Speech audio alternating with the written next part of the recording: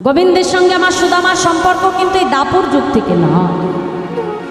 গোবিন্দের সঙ্গে সুদামার সম্পর্ক ছিল সেই সত্য যুগ থেকে। একটু আস্তে আস্তে শান্ত হয়ে শুনতে। হ্যাঁ, জয় রাধা।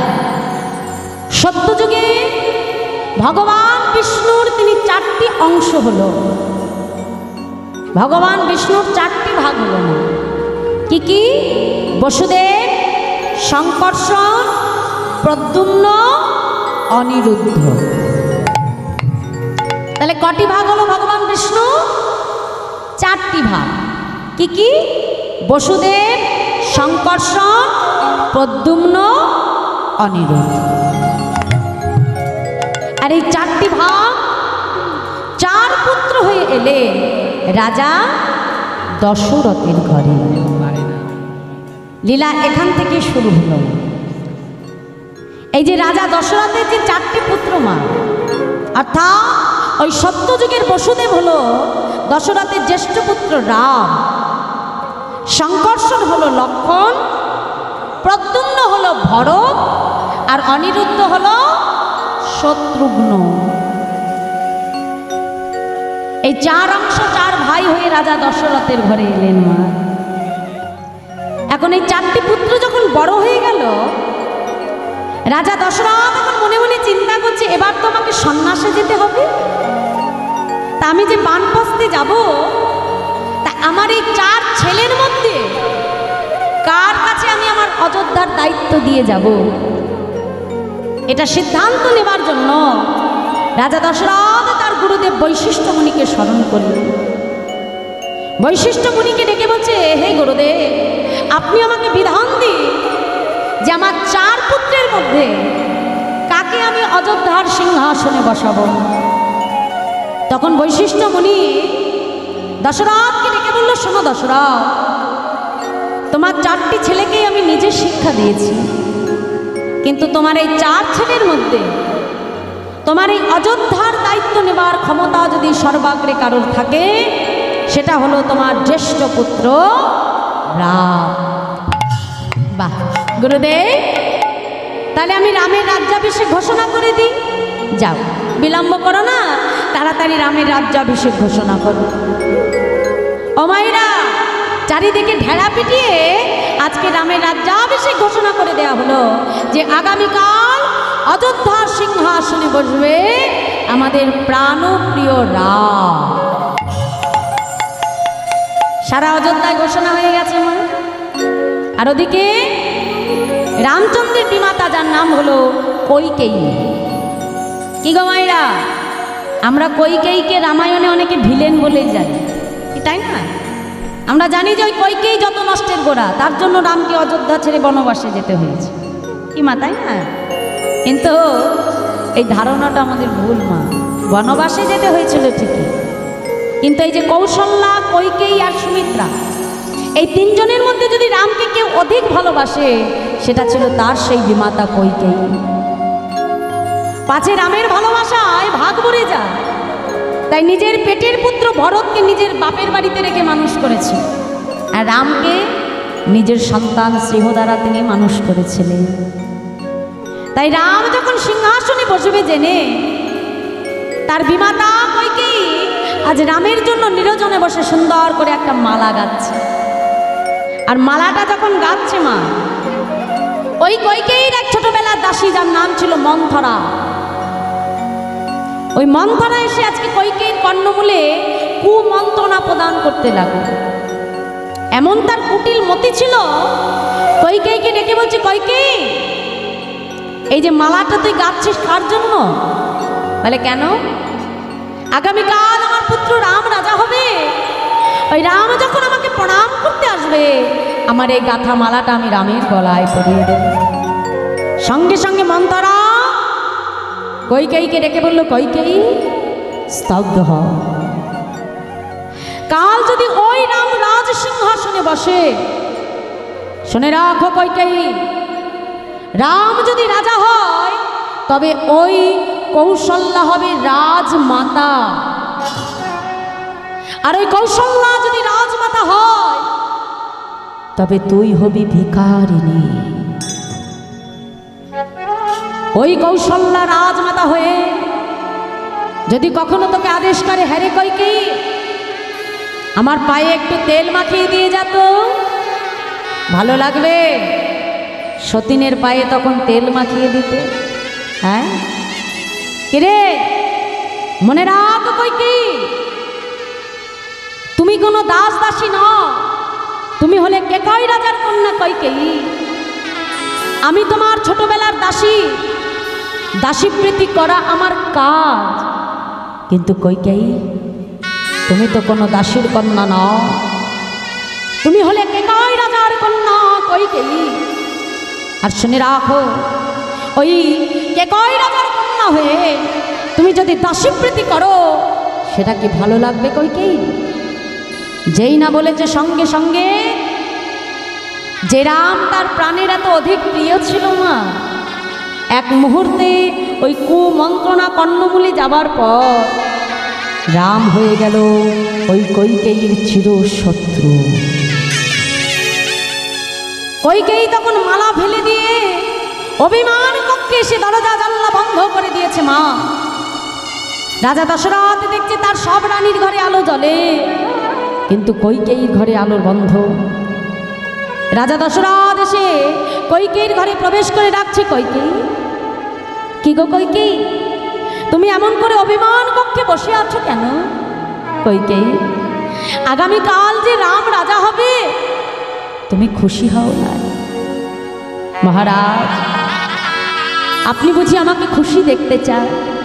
নিশ্চয়ই চাই কইকেয়ী, তুমি যে আমার রানী, তোমরা খুশি না থাকলে আমি কেমন করে খুশি থাকি বলো?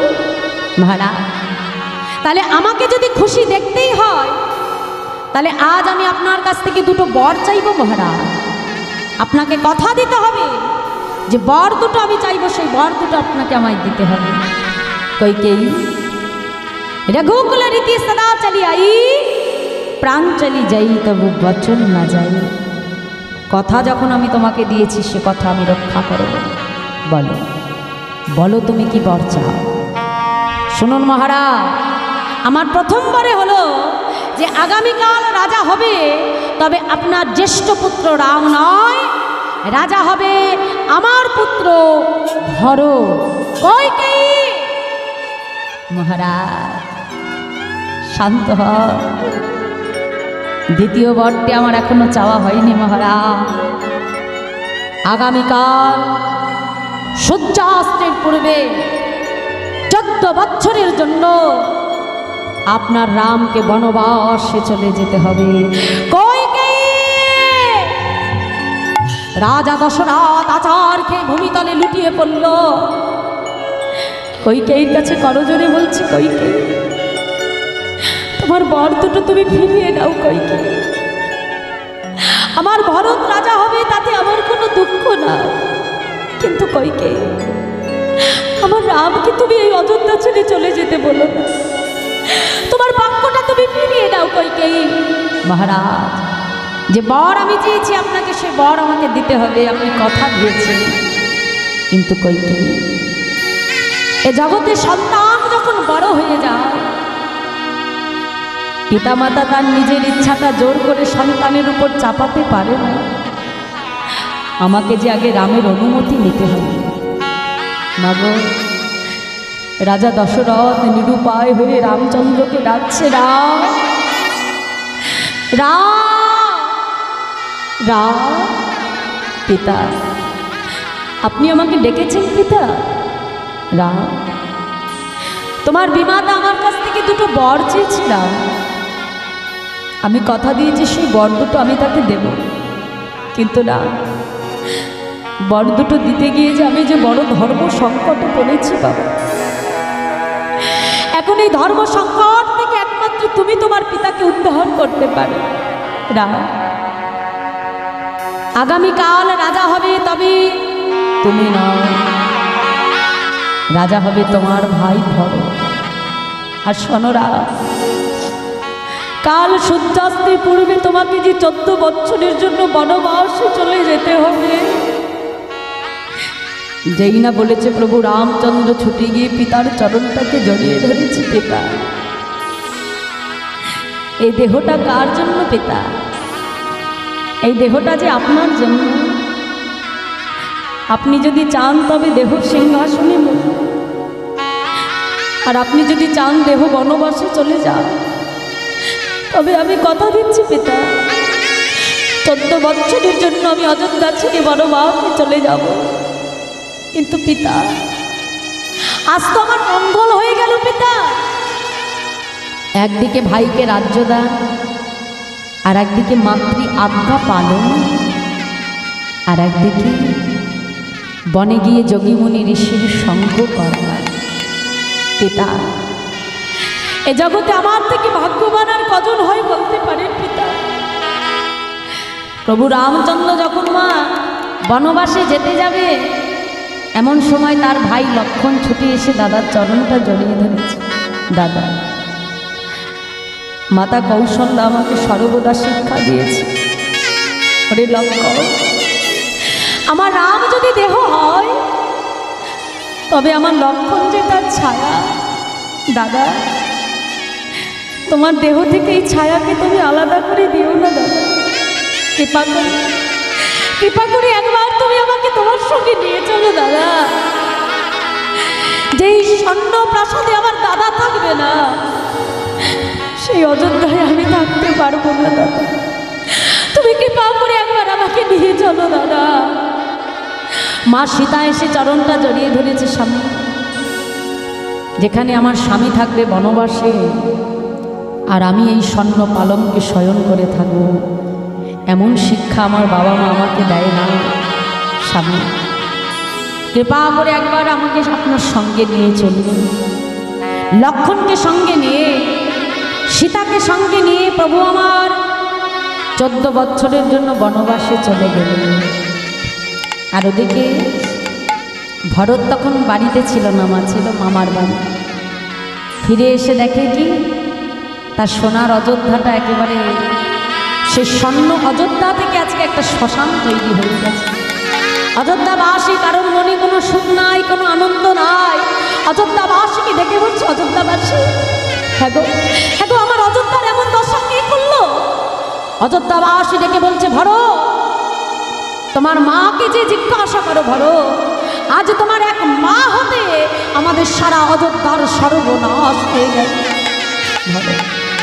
তোমার মাকে যে তুমি প্রশ্ন করো, কেন সে এমন অযোধ্যার দশা করেছে? ভরত ছুটতে ছুটতে তার মা কইকেয়ীর কাছে এসে বলে, মা, আজ তোমার মতো একটা মা আছে ভেবে লজ্জায় আমার মাথাটা যে নিচু হয়ে যাচ্ছে না। ছি ছি ছি, তোমার মতো মা আছে ভেবে আজকে লজ্জায় আমার মাথাটা নিচু হয়ে যাচ্ছে। মা, তুমি কিনা ষড়যন্ত্র করে আমার দাদাকে তুমি অযোধ্যা ছেড়ে পাঠিয়ে দিয়েছো। মা, এ জগতে সন্তান যদি কোনো অপরাধ করে, পিতামাতা যদি অপরাধ করে, সন্তানকে তার প্রায়শ্চিত্ত করতে হয়। মা, তাই যেমন করে দাদাকে তুমি বনবাসে পাঠিয়েছো, ঠিক তেমন করে দাদাকে আবার আমি ফিরিয়ে আনব। বিলম্ব না করে ছুটতে ছুটতে চিত্রকূট পর্বতে এসেছি। দাদার চরণটা জড়িয়ে ধরেছে। দাদা, তুমি যদি মনে করো দাদা আমি মায়ের সঙ্গে ষড়যন্ত্র করে তোমাকে বনবাসে পাঠিয়েছি, দাদা এ কথা ভাববার আগে যেন আমার মৃত্যু হয়। দাদা, দাদা, তুমি একবার অযোধ্যায় ফিরে চলো। দাদা, তোমাকে ছাড়া যে অযোধ্যাবাসী কারোর মনে কোনো সুখ না। দাদা, তুমি একবার ফিরে চলো। প্রভু বলছে, না না ভরত, আমি কিছুতেই অযোধ্যায় যেতে পারবো না। আমি যে বাবার কাছে কথা দিয়েছি ভরত, 14 বছর পূর্ণ না হওয়া পর্যন্ত আমি অযোধ্যায় যাব না। দাদা, তবে আজ যদি অযোধ্যায় তুমি ফিরে না যাও, তবে তোমার চরণের ওই পাদুকা দুখানা তুমি আমার মস্তকে তুলে দাও। দাদা, তোমার পাদুকাকে সিংহাসনে বসিয়ে আমি নিজে মাটিতে বসে 14 বছর তোমার অবর্তমানে তোমার অযোধ্যা আমি শাসন করে দেব। ও মা, প্রভু রামচন্দ্র বনবাসে থেকে জানা 14 বছর কষ্ট পেয়েছিল। মা, ভরত নিজের প্রাসাদে থেকেও তার থেকে অধিক গুণ বেশি কষ্ট সহ্য করেছিল। কেন? শুধু তার পাপের প্রায়শ্চিত্ত করিবে বলে। আজ 14 বছর পর প্রভু রামচন্দ্র যখন বনবাস থেকে ফিরে এলো, সবাই প্রভুর কাছে কিছু না কিছু চাইছে। দয়াময় রামচন্দ্র ভরতের কাছে এসে করজোরে বলছে, ভরত দেখ ভাই, আজ আমার কাছ থেকে সবাই খুশিতে কেউ না কেউ কিছু চাইছে। ও ভরত, আমার মনে বড় বাসনা, আমি তোকে কিছু দিতে চাই। বল বল তুই আমার কাছে কি চাস? ভরত তখন করজোরে বলছে, দাদা তাহলে কথা দাও, আমি তোমার কাছে যা চাইব তুমি তাই দেবে। দাদা, যেদিন তোমার ভাই হয়ে তোমাকে আমি বনবাস থেকে ফিরিয়ে আনতে গিয়েছিলাম দাদা, সেদিন তোমার ভাই বলে তুমি আমাকে ফিরিয়ে দিয়েছিলে। কিন্তু দাদা, কোথায় বনে গিয়ে রাক্ষসের রাজা বিভীষণ, তাকে তুমি তোমার বন্ধু করেছ। কোথায় গ্রহকে রাজা চণ্ডা, তাকে তোমার বন্ধু করেছ। কোথায় বানরের রাজা সুগ্রীব, তাকে তোমার বন্ধু করেছ দাদা। কিন্তু সেদিন আমি তোমার ভাই বলে আমাকে তুমি দূরে ঠেলে দিয়েছিলে দাদা। কথা দাও, আগামী জন্ম বলে যদি কিছু হয়ে থাকে দাদা, তবে তোমার কাছে আমার মনের একটাই বাসনা দাদা, কথা দাও, সেদিন আমায় বন্ধু করে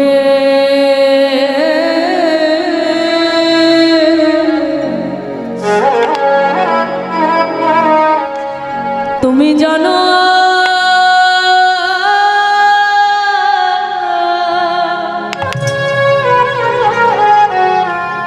জনম দিবে।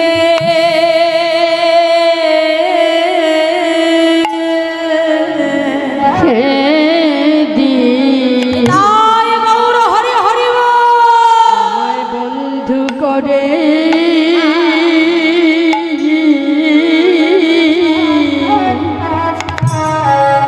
আমায় জন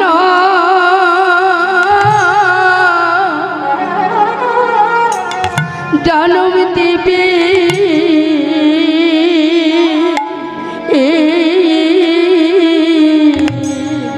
দাদা তোমার কাছে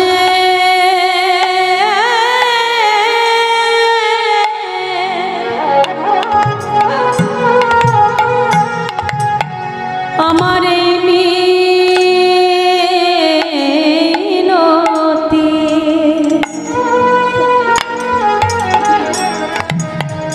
আমায় বন্ধু করে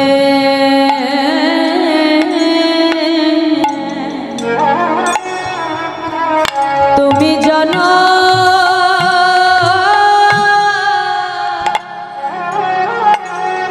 জনম দিবে।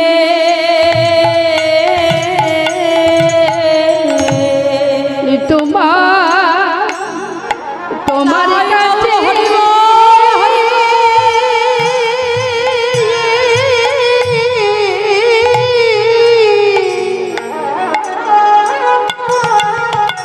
এই মিনতি,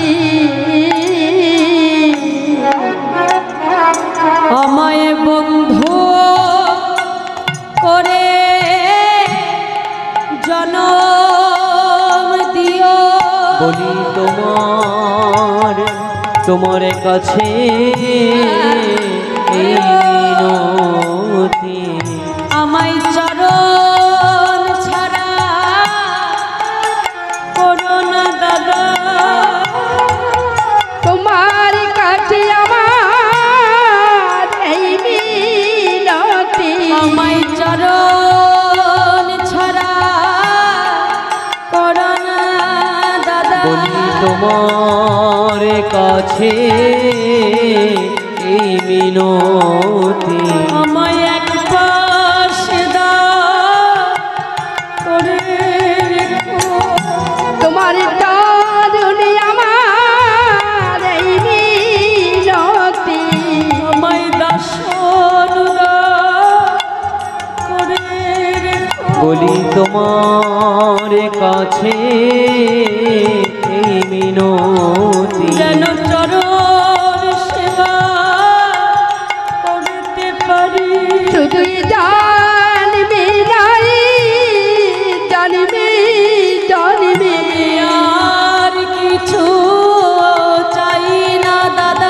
আমায় বন্ধু করে জন্ম দিও আমি আর কিছু চাই না দাদা, তোমার চরণ ছাড়া আমায় করু না আমায় বন্ধু করে জনম দিও। তোমার চরণ হরি হরি জানাই আমায় আমায় দাসন দাস করে রেখো, বলি তোমার কাছে এই মিনতি আমায় বন্ধু করে তুমি জনম দিও। জন্মে নাই জন্মে যেন জন্মে চরণ সেবা করতে পারি, তোমার কাছে এই মিনতি যেন এ জন্মে নয় জন্মে জন্মে তোমার হলুদ চরণ হরি হরি হরি জন্মে নয় জন্মে জন্মে চরণ ছাড়া আমায় করু না এ জন্মে নয় জন্মে জন্মে চরণ ছাড়া আমায় করু না এ জন্মে নয় জন্মে যেন জন্মে চরণে ছাড়া করুণা আমায় দাসন দাস করে রেখো, ওই চরণে এই মিনতি আমায় বন্ধু করে জনম দিও, আমায় বন্ধু করে জনম দিও। প্রভু রামচন্দ্র আমার ভরতকে বক্ষ মাঝে জড়াই ধরেছে। ভরত শোন ভাই, এ যুগে তো তোর বাসনা আমি পূর্ণ করতে পারবো না রে ভরত, কিন্তু আমি তোকে কথা দিলাম আগত দাপর যুগে যেদিন আমি কৃষ্ণচন্দ্র হয়ে বৃন্দাবনে যাব ভরত, সেই দিন তুই হবি আমার পরম বন্ধু, তোর নাম হবে সুদামা। আর ওই কৃষ্ণ সুদামা রূপে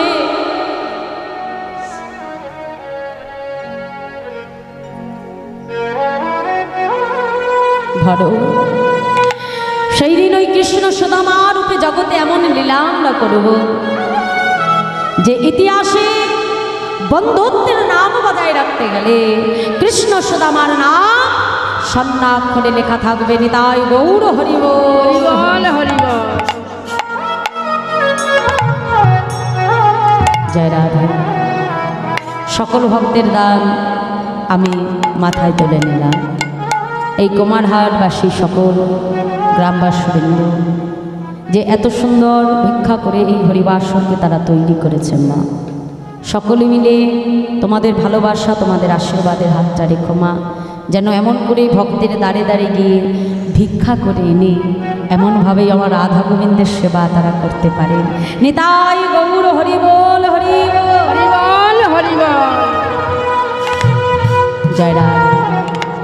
তাই সেই ত্রেতা যুগের ভরত এই দাপর যুগে হলে আমার গোবিন্দের পরম বন্ধু, যার নাম হলো সুদামা। তাহলে মায়েরা, সত্য যুগে যিনি ছিলেন পদ্মুম্ন, ত্রেতা যুগে তিনি হলেন ভরত, আর দাপর যুগে তিনি হলেন গোবিন্দের পরম বন্ধু সুদামা। তাই আর সেই গোবিন্দ আমার দ্বাদশ রাখালকে সঙ্গে লয়ে আজ যমুনা পুলিনে গোবিন্দ আমার বিনোদ খেলায় মত্ত হলেন। তা কেমনভাবে গোবিন্দ খেলছি, আজ বৈষ্ণব মহাজন তিনি পদাবলিতে কলম রাখেন, কি বলছে দেখো দেখো। আজ খেলত খেলত খেলত আজ খেলা তো খেলা তু খেলা তো আজ খেলত খেলত খেলত আজ খেলত খেলত খেলত খেলত সুন্দর আর খেলা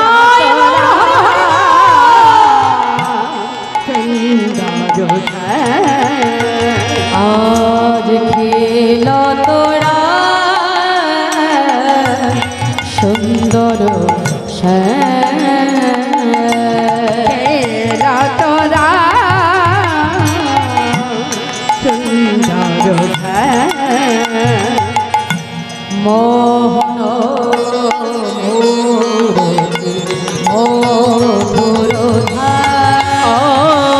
রে মদন মোরনি মধুর রাম রাম রাম রাম রাম কানা হরে রাম রাম রাম রাম রাম কানাই হরে রাম রাম রাম রাম কানা হলে রাম রাম রাম রাম রাম কানাই প্রিয় শ্রীদাম সুদাম মেলে প্রিয় শ্রীদাম সুদাম মেলি আজ প্রিয় শ্রীদাম সুদাম মেলে প্রিয় শ্রীদাম সুদাম মেলি আজ তপন তনয়া তীরে গেলে আপন তানায় তীর কেঁদি আজ তপন তনয়া তীরে গেলে আপন তানায় তীর কেঁদি আজ ধবলি শ্যামলি আউরিয়া কবলি শ্যামলি আউরি আউরি ধবলি শ্যামলি আউরিয়া কবলি শ্যামলি আউরি আউরি পারে চলো দোকান হলে রাম রাম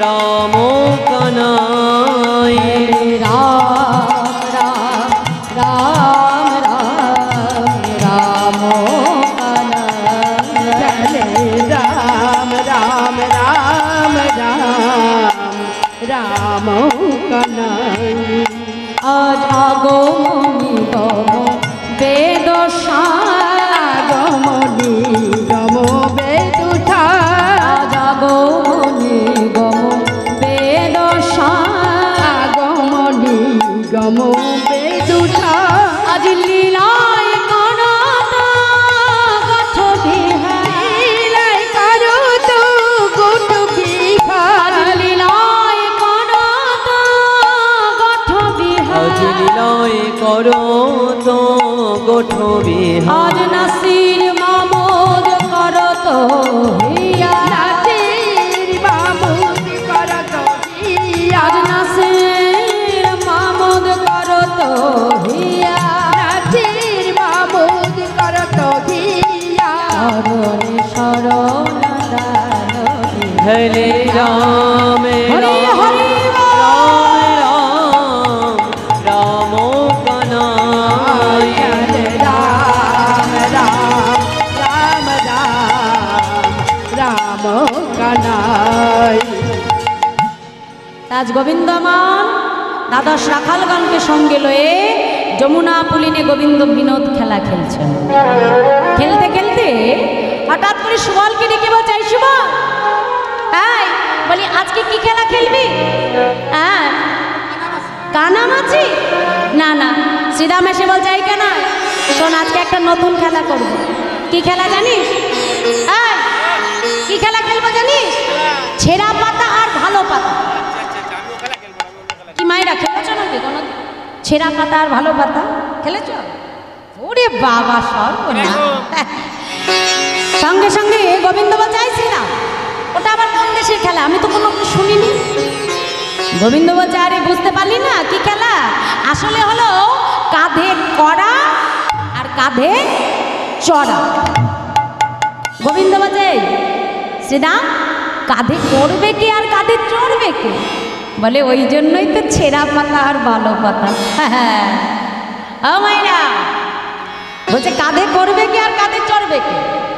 মানে যার পাতাটা ভালো তার কপাল ভালো, আর যার পাতা ছেঁড়া তার কপাল গেল।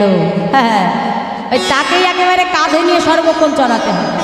এই যে শ্রীরামের কথা শুনি না মা আমরা, শ্রীরাম সখা বৃন্দাবনে, তাই তো? শ্রীরাম, সুদাম, দাম, বসুদাম, মধুমঙ্গল, তাই না?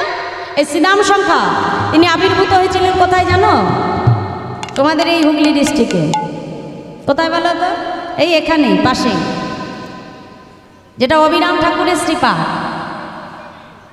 হ্যাঁ, গোপীনাথ মন্দির, হ্যাঁ, যেটা অবিরাম ঠাকুরের প্রতিষ্ঠাতা গোপীনাথ ছিলেন। সেই অবিরাম ঠাকুরের প্রতিষ্ঠিত গোপীনাথ, সেই অবিরাম ঠাকুরই হলো বৃন্দাবনের শ্রীরাম শাখা। যে শ্রীরাম শাখা অন্য অন্য সবাই মাতৃগর্ভ হতে আবার পুনরায় লীলা করবার জন্য নবদ্বীপে এসেছিলেন, কিন্তু এই শ্রীরাম শাখা তিনি একেবারে সরাসরি বৃন্দাবন থেকেই তিনি এই নবদ্বীপে এসেছিলেন। শ্রীরাম শাখা কোনো মাতৃগর্ভকে অবলম্বন করেন। আর এই বৃন্দাবনের শ্রীরাম শাখা, যার নাম হয়েছিল এই নবদ্বীপে অবিরাম শাখা, মহাপ্রভুর পরম ভক্ত, যার নাম অবিরাম ঠাকুর। আর সেই অবিরাম ঠাকুরেরই শ্রীপাদ এই যে যার বিগ্রহ, সেবিত বিগ্রহ গোপীনাথ। আজকে সেই শ্রীরাম সুদাম দাম বসুদামকে নিয়ে গোবিন্দ আমার বিনোদ খেলা করছে। তা বলছে এই যে শুভ, তাহলে একটা কাজ কর, বলি আমার কাছে পাতাগুলো দে। হ্যাঁ দে, ঠিক আছে। এই এক একজন করে এক একটা পাতা তুলে নে দেখি, তোল, তুই একটা নে। এই মধুমঙ্গল, এই তুই একটা নে। এই শুভ,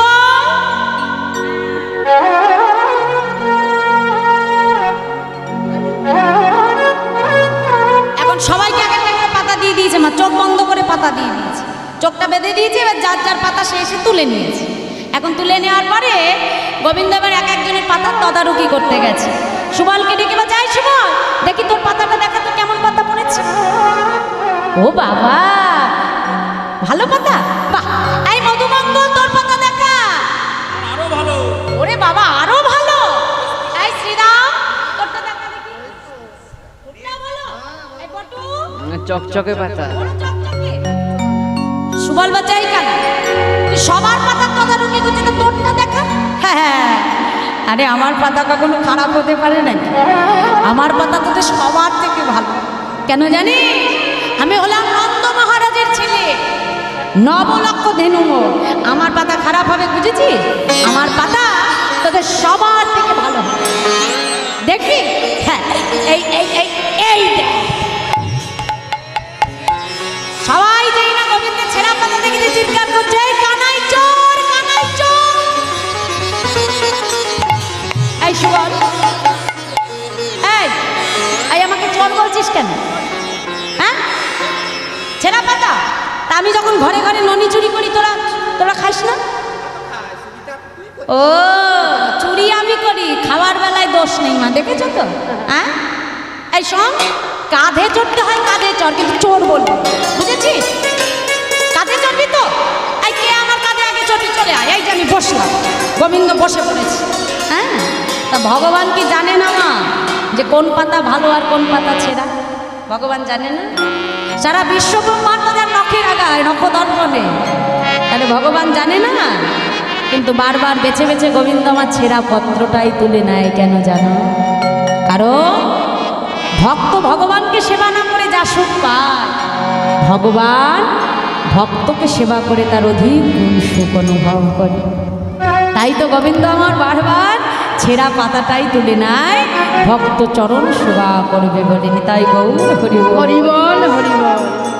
আজকে সুদামা সবার আগে ছুটে এসেছে। এই কানাই, আজকে সবার আগে আমি তোর কাঁধে চড়ব। বাহ সুদামা, তাহলে আয় দেখি আমার কাঁধে ওর। সঙ্গে সঙ্গে সুদামা কি করলো? গোবিন্দের কাঁধের উপরে চড়ে বসেছে। আর যেই না কাঁধে চড়ে বসেছে, গোবিন্দ আমার কি করলো? সুদামাকে নিয়ে কেশিঘাট থেকে বংশীবটের দিকে গোবিন্দ ছুটে যাচ্ছে। কেমন ভাবে মহাজন বলছে, দেখো দেখো, সুদামারে লইয়া কৃষ্ণ চলিতে লাগিল,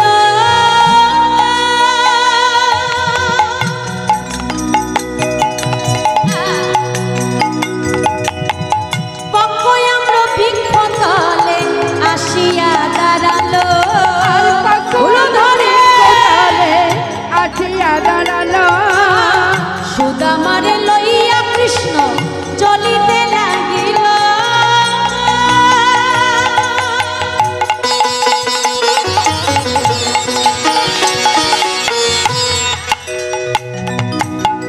পক্ষয়াম্র বৃক্ষতলে আসিয়া দাঁড়ালো। আজ পক্ষয়াম্র বৃক্ষতলে আসিয়া দাঁড়ালো, আজ পক্ষয়াম্র বৃক্ষতলে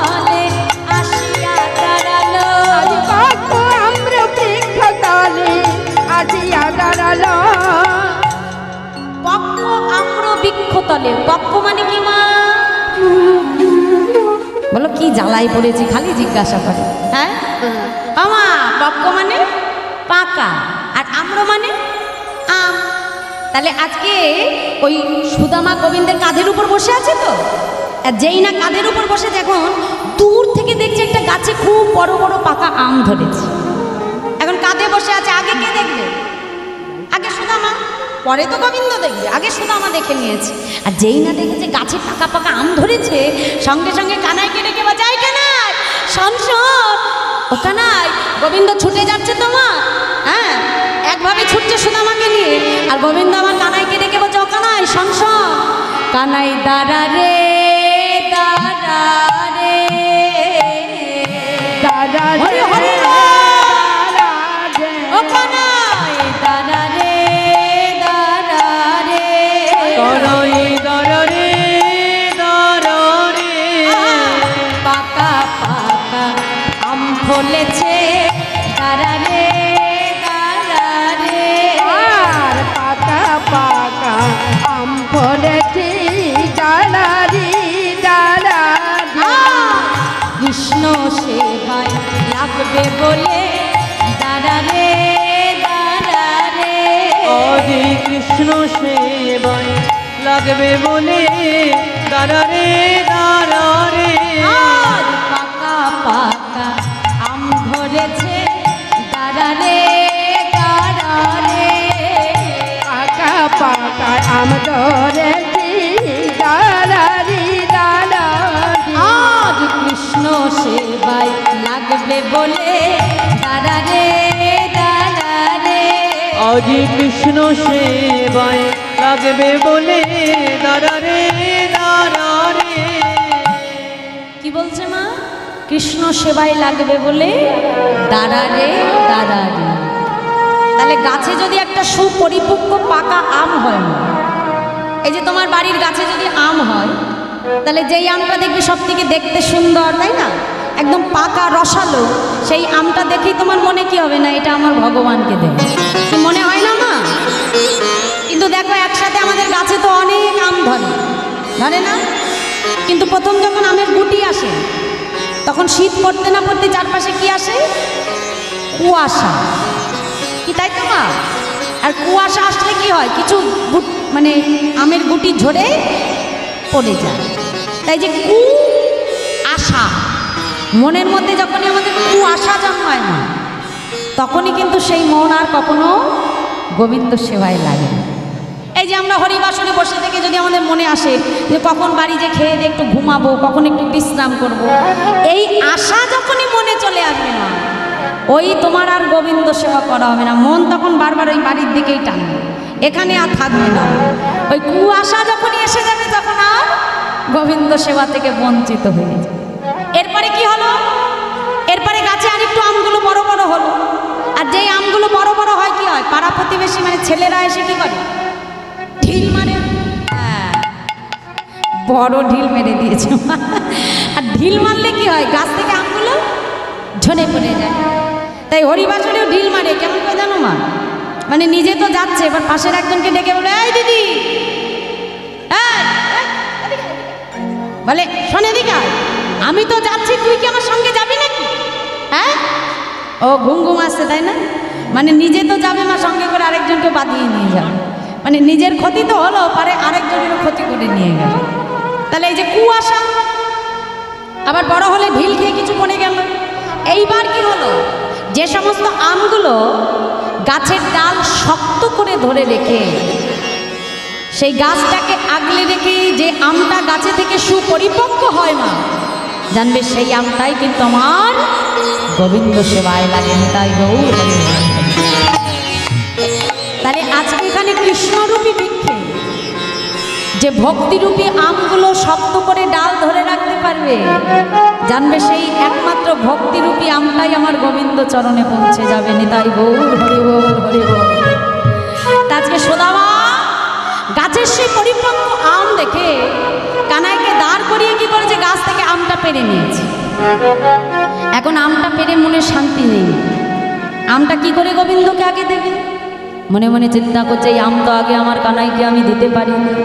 কেন জানো? কারণ বৃন্দাবনের ব্রজবাসীরা ভালো, ধেনুবৎস ভালো, গোবিন্দের শাখারা ভালো, কিন্তু আমাদের রাজা যে বড় দুষ্ট রাজা, আমাদের রাজা কংস রাজা যে বড় দুষ্ট রাজা, আমাদের কানাইকে হত্যা করবে বলে কত অগাসুর কত বগাসুর পোতানাসুরকে পাঠিয়েছে আমাদের কৃষ্ণকে হত্যা করবে। কে জানে, হয়তো কানাইকে মারবার জন্য ষড়যন্ত্র করে এই বৃন্দাবনের আমের মধ্যে বিষ মাখিয়ে রাখলেও রাখতে পারে। তাই এই আম আগে আমি সেবা করব। যদি আমে কোনো বিষ থাকে তবে সেই বিষ খেয়ে আমার ক্ষতি হোক, কিন্তু আমার কানাই তো বেঁচে থাকে। দেখো মা, ভগবানের ভক্ত হওয়া যে অত সহজ নয়। আজ গোবিন্দের পরম ভক্ত সুদামা মনে মনে চিন্তা করে, কানাই এই আমের মধ্যে যদি কোনো বিষ থাকে, ও কানাই এই আমকে আমার মৃত্যু হোক, কিন্তু আমার ভাই কানাই তো প্রাণে বেঁচে থাকে। আমটা পেরে কি করলো জানো মা? আমটাকে ছাড়িয়ে সুদামা আমের একদিকে কামড় দিয়েছে।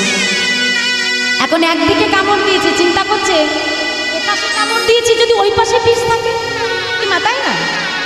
এপাশে কামড়েছি যদি ওই পাশে বিষ থাকে কি হবে? এখন আমটা কি করলো, ঘুরিয়ে ঘুরিয়ে জিহ্বা দ্বারা পুরো আমটাকে লেহন করে দিয়েছে, মানে পুরো আমটা জিভ দিয়ে চেটে দিয়েছে। চেটে দেখছে না না এতে কোনো বিষ নেই, সঙ্গে সঙ্গে আমটা নিয়ে গোবিন্দের সম্মুখে ধরেছে। ও কানাই খেয়ে দেখ বৃন্দাবনের আম, কত মিষ্টি আম, খেয়ে দেখ কানাই কত সুস্বাদু। কিন্তু কানাই শোন ভাই, এই আমটা আমি তোকে দিয়ে দিয়েছি বলে এই আমটা পেয়ে যেন সবটুকু তুই খেয়ে ফেলিস না রে কানাই। ও কানাই একটু আধটু আমার জন্য রেখে দিস কানাই। গোবিন্দ বলছে, কেন সুদামা, আমার মুখের এটো আম তুমি কেন চাইছো? সুদামা বলছে, কেন চাইছি জানিস কানাই? শোন শোন, তোর এঠো বড় মিঠো লাগে ভাই রে কানাই। নিতাই গৌর হরে হরে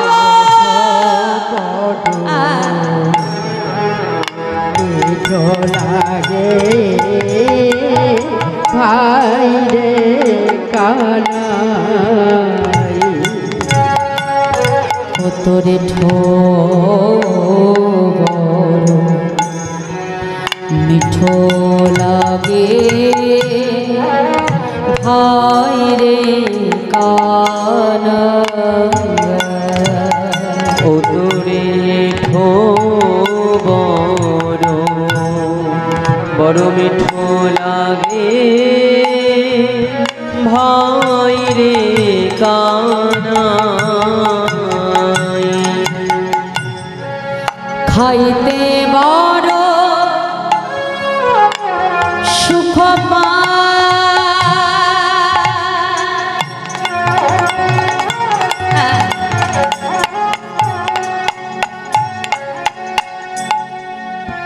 তাই তো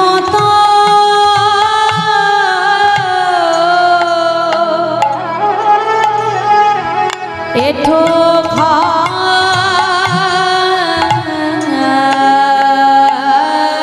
আর খাইতে খাইতে বড় সুখ পাই কানাই।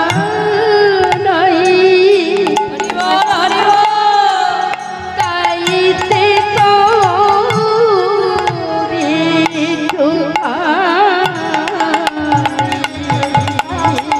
আবার খেতে খেতে মুখ হতে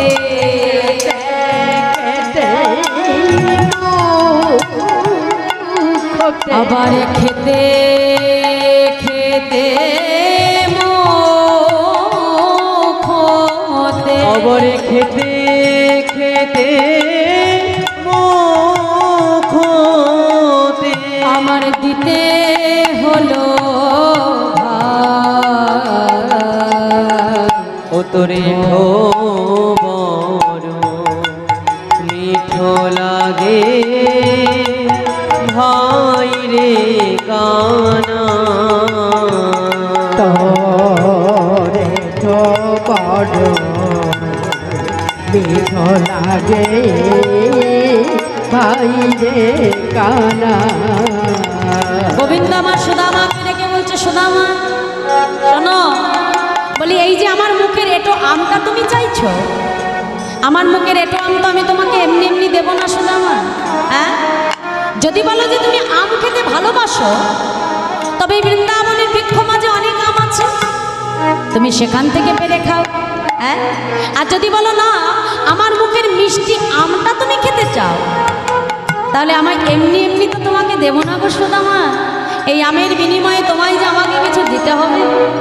যেই না বলেছে সুদামা বিলম্ব না করে মা ঘর থেকে আসবার সময় তার মা যে দামি রত্নমালার হারটা পরিয়ে দিয়েছিল, তাড়াতাড়ি গলা থেকে রত্নমালার হারটা খুলে নিয়ে সঙ্গে সঙ্গে কানাইয়ের গলায় পরিয়ে দিয়েছে। কানাই, ও কানাই, তোকে দেওয়ার মতো আমার কাছে যে আর কিচ্ছু নাই কানাই, শুধু আজ এটুকু উপহারই যে আমার কাছে আছে কানাই, নাও।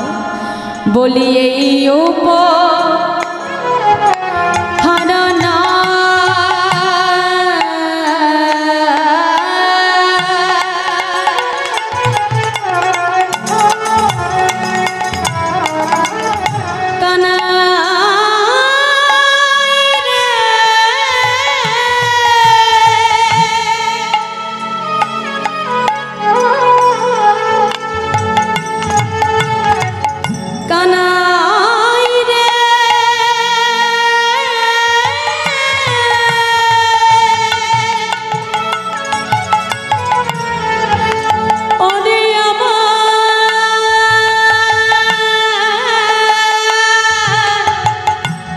আমার জীবন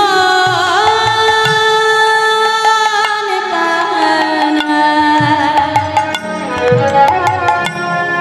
বলি এই উপহার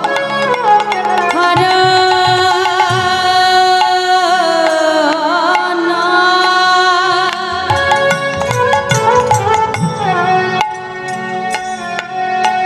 আর খাইয়া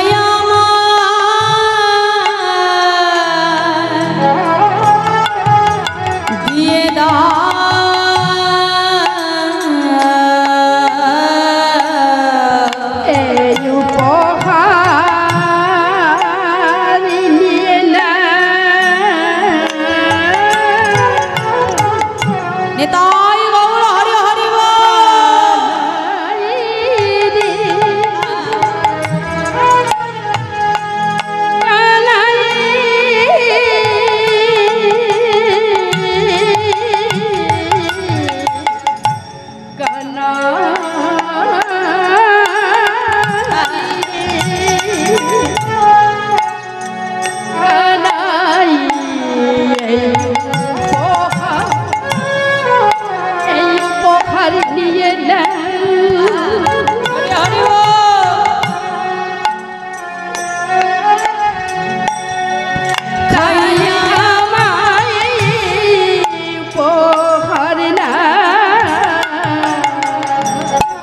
বলিয়ে দাস উদ্ধবে মোরা রাজযুদ্ধবি বলিয়ে দাস উদ্ধবে বলিয়ে দাস হবে মোরা মোরা কিছু দিতে চাই,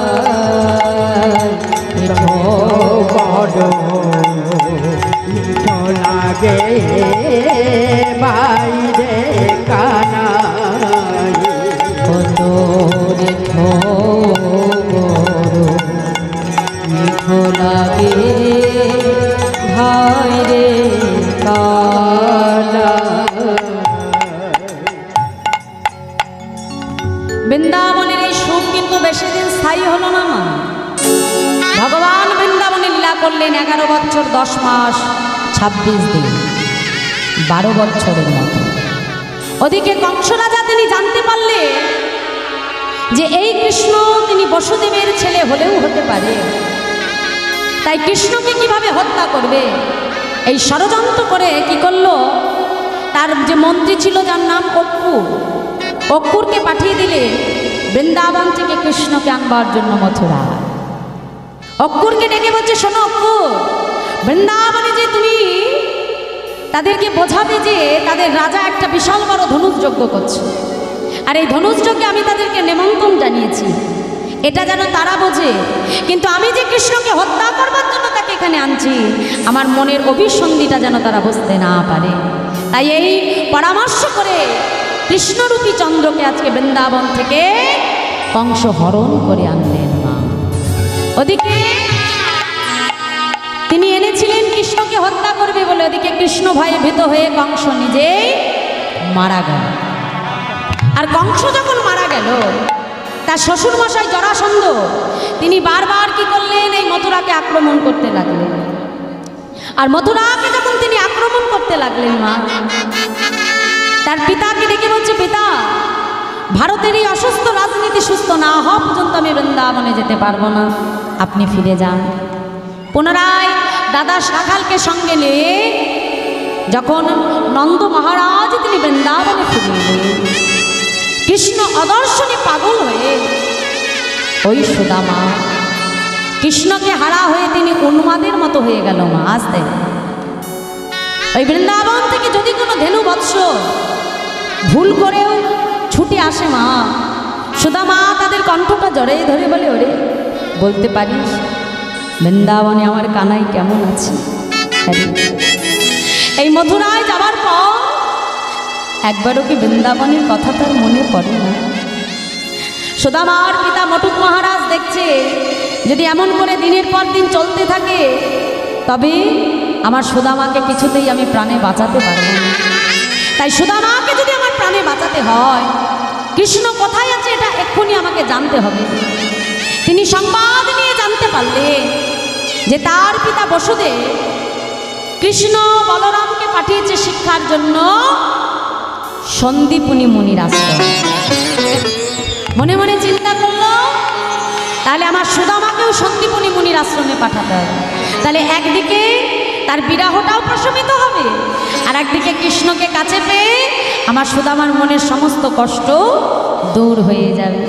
তাই আজকে এক ঢিলে তিনটে পাখি মারাবার জন্য সুদামার পিতা মটুক মহারাজ সুদামাকে পাঠালেন কোথায়?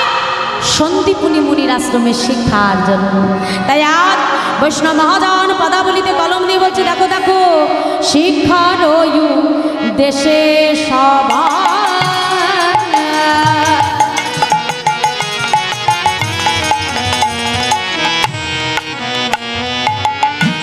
তথায় লীলা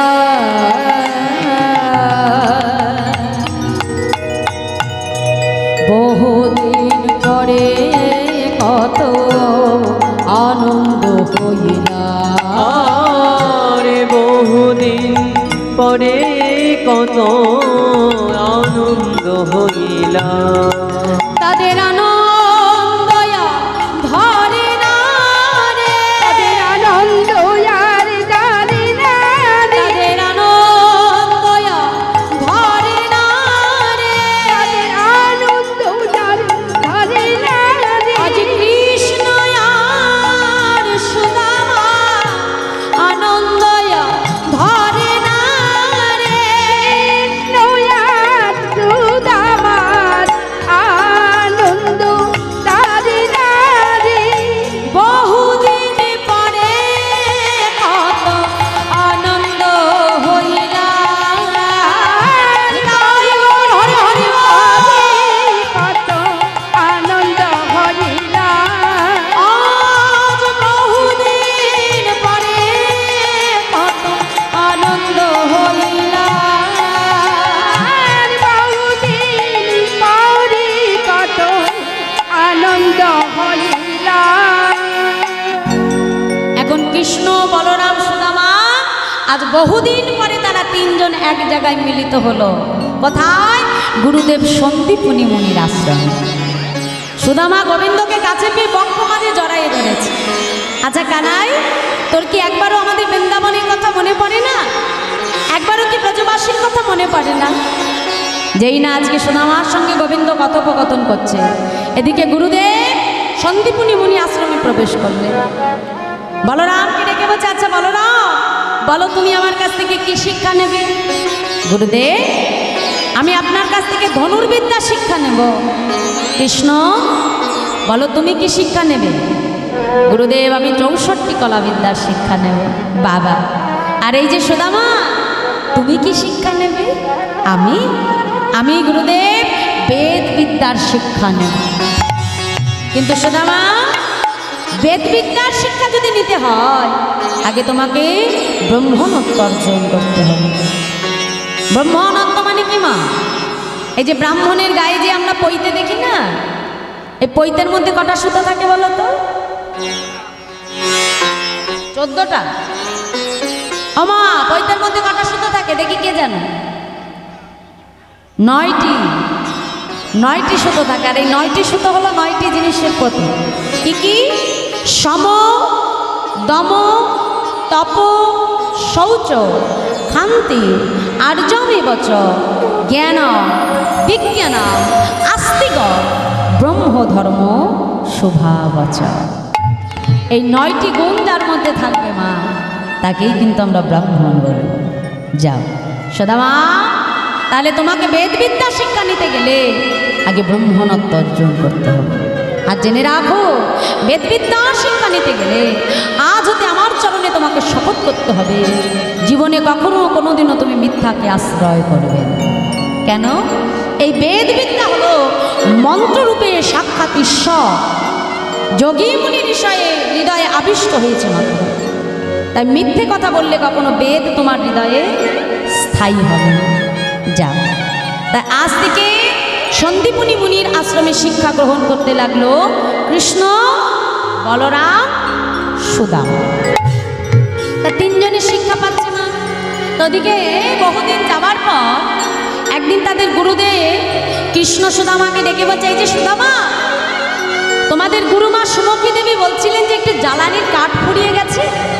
তা হ্যাঁ গো বাবা, তোমরা কি একটু বন থেকে কাঠ জোগাড় করে আনতে পারবে? তা কৃষ্ণ সুদামা বলছে, গুরুদেব আনতে পারবো কি, আমরা এক্ষুনি যাচ্ছি গুরুমার জন্য কাঠ আনতে। মনের আনন্দে কৃষ্ণ সুদামা ছুটে যাচ্ছে বনের মধ্যে কাঠ আনতে বলে। হ্যাঁ, কেমন ভাবে যাচ্ছে মা? মহাজন বলছে, দেখো দেখো, আজ কৃষ্ণ আর সুদামারে পাঠাইল বনে। কৃষ্ণ আর সুদামারে, হরে হরে, আজ কৃষ্ণ আর সুদামারে পাঠাইল বনে। সুদামারে পাঠাইল বনে। পাঠানিতে চলে তারা আনন্দিত মনে। চলে তারা আনন্দিত মনে। পাঠানিতে চলে তারা আনন্দিত মনে। চলে তারা আনন্দিত মনে। আনন্দ আর ধরে না, তাদের আনন্দ আর হরি ধরে রাম, না। আনন্দ আর ধরে না। আনন্দ আর ধরে না। আজ কৃষ্ণ আর সুদামার আনন্দ আর ধরে না। সুদামারে আনন্দ আর ধরে না। কৃষ্ণ আর সুদামার আনন্দ আর ধরে আজ না। কৃষ্ণ আর সুদামারে আনন্দ আর ধরে না। পাঠানিতে চলে তারা আনন্দিত মনে। উলু ধরে হরি হরি পাঠানিতে চলে তারা আনন্দিত মনে। পাঠানিতে চলে তারা আনন্দিত মন। পাঠানিতে চলে তারা আনন্দিত মনে। কাটানিতে চলে তারা আনন্দিত মনে। হেন কালে হইল কথা ঝড় ভয়ঙ্কর, চারিদিকে দেখিলেন ঘন অন্ধকার। অন্ধকার। কৃষ্ণ আর সুদামা যেই না বনের মধ্যে প্রবেশ করলো মা, এমন সময় প্রচন্ড বজ্রাঘাতে বৃষ্টিপাত হতে লাগলো। গাছের বড় বড় ডাল ভেঙে পড়তে লাগলো। চিৎকার করে উঠলো, কৃষ্ণ, সুদামা। সুদামা ছুটে গিয়ে কৃষ্ণকে বুক্ষ মাঝে জড়াইয়ে ধরে মাটির মধ্যে আছাড়কে ফেলে দিয়ে সুদামা কৃষ্ণের বক্ষ উপরে চেপে বসল। বাবা, গাছের বাড়ি ভারী ভারী ডাল ভেঙে সুদামার অঙ্গে এসে লাগল, কিন্তু গোবিন্দ অঙ্গে এতটুকু আঘাত সে লাগবে। ডেকে বলে, ও কানাই, তোর কোনো চিন্তা নেই কানাই, আমি যতক্ষণ আছি তোর অঙ্গে আমি এতটুকু আঘাত লাগতে দেব। সারা রাত ঝড় বৃষ্টি নিজে সহ্য করলো, কিন্তু গোবিন্দের অঙ্গে এতটুকু আঘাত লাগতে দিল না।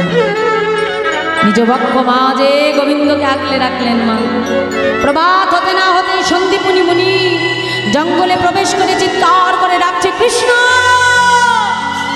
সুদামা, গুরুদেব। সন্দীপনি মুনি ছুটতে ছুটতে এসে দেখলো একটা উঁচু ঢিবির উপরে কৃষ্ণ সুদামা কাঠের বোঝা নিয়ে দাঁড়িয়ে আছে।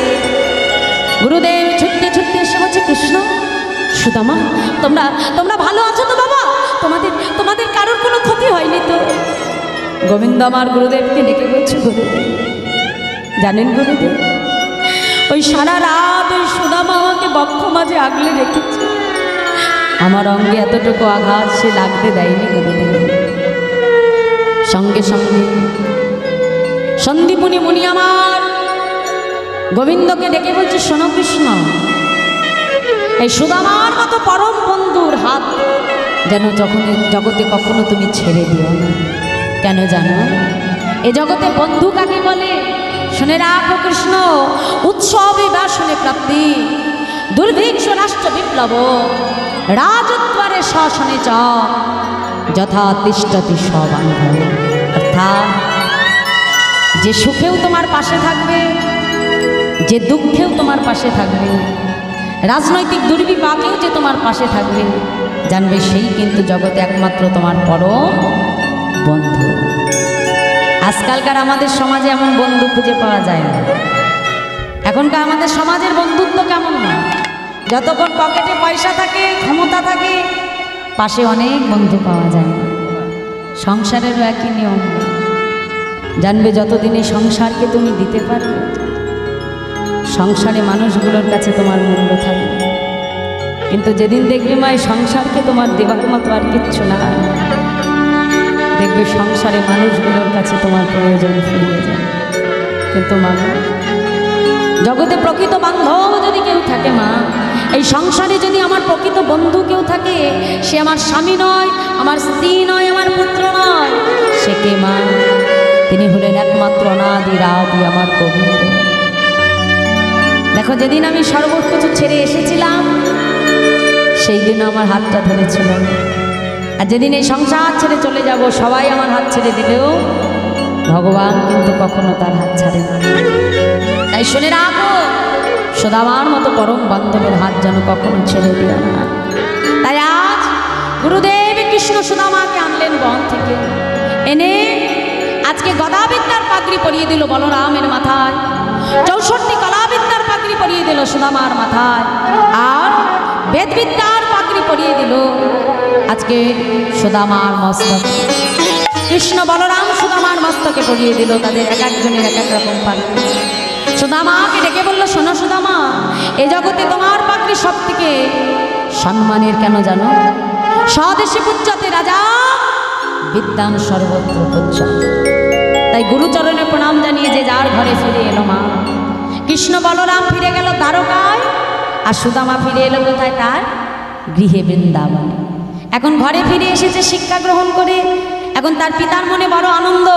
পাড়া প্রতিবেশীকে ডেকে বাজাই, যে শোনো, বলি এইবার আমার ছেলের জন্য একটি সুকন্যা দেখো তো, ভালো পাত্রী দেখে আমার ছেলে দিয়ে দেব, তবেই তো আমার শান্তি হবে গো।